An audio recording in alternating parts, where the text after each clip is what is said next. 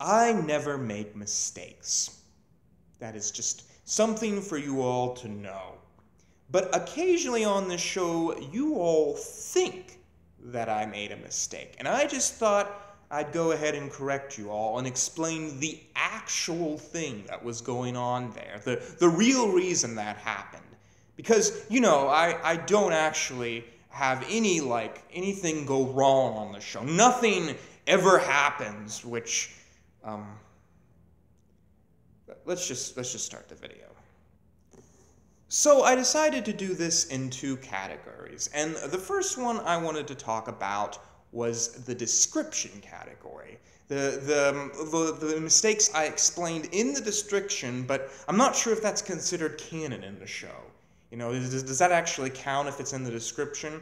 Well, I want to make it canon right now. Here are some of the mistakes you all probably didn't realize were not mistakes.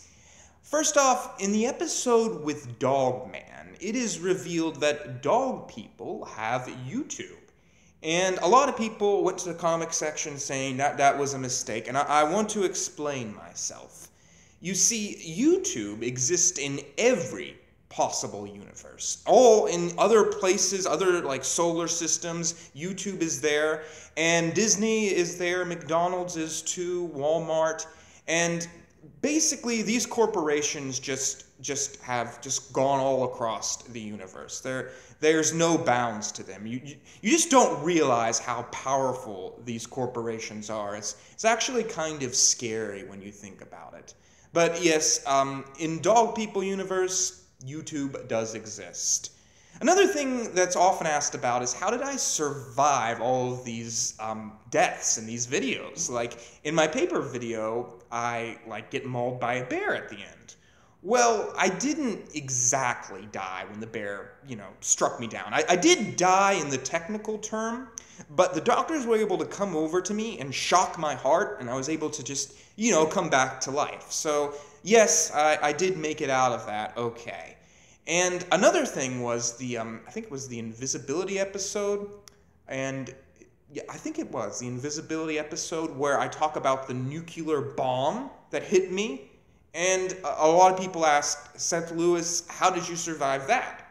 Well, what happened was I got flung off into the sky because of the impact, and I flew thousands of miles until I landed on the top of a snow-covered mountain, and I managed to make it out okay.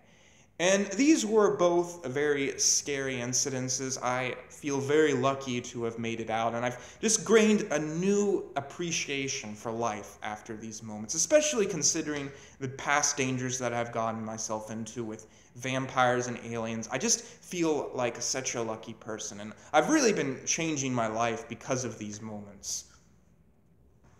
So now we move into the territory of mistakes that I just haven't explained at all. And the biggest one for me was the time that when I was talking about the Spacewalk episode, and I think it was my 200th episode, I mentioned how the mustached man was crying, and I was like, that was me crying. And I do want to apologize for that. I guess that was a mistake on my part. I admit it. I'm not perfect. I can make mistakes too. But what you got to understand was I was experiencing a lot of psychological trauma after that incident. And just, seeing the alien made me think of myself, and it just got really wacky. And finally, I was just doing that episode, and it came out, I guess. And I do apologize for that. I am talking to a psychiatrist about this, but it's just something that happens after you can't understand how a person feels after murdering an alien and digging him up in the backyard. It's just what happens. So the next thing I wanted to talk about was Gorman and me, and why I never show Gorman and me in the same shot. And this isn't really a mistake in itself. It's just something I wanted to talk about.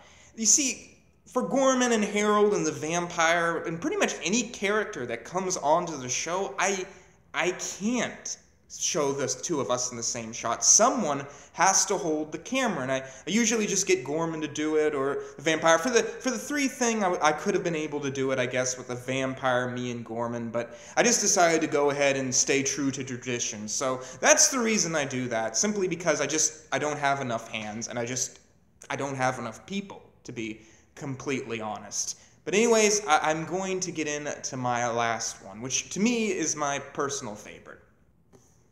So, ever since the video was released, people have been asking for this one. It was the biggest question that was just left up in the air. What happened to me when I got stuck up in that attic and was locked inside? How did I get out? And I'm going to go ahead and answer that. I know it might be unreligious to do that on this show, but I don't care. I feel like I should do it for you, my Seth Lewis family. So, here's the explanation. I was indeed stuck up there for a very long time. I was able to survive off moths and flies that got stuck in cobwebs. It was gross, but, you know, it's survival. But anyways, I was up there so long that I was able to build all this stuff, and I was able to make my own community and territories with all the other creatures up there in the attic. And eventually, we all created a teleportation. And okay, I'll admit, I found a teleportation gun and I was able to get myself out of there. But you're probably all wondering after I say this, why I have never used the teleporting gun ever again. And the reason for that is I still have no idea how that thing works. It is very confusing. So I guess in a way I'm admitting on this episode that I do make mistakes, but not a lot of them. So remember, think big, think different.